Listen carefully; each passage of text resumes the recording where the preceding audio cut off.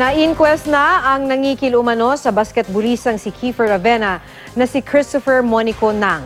Nahuli sa entrapment operation itong Miyerkules si Nang na nahaharap ngayon sa mga reklamong paglabag sa Anti-Cybercrime Act of 2012 at Anti-Photo and Video Voyeurism Act of 2009.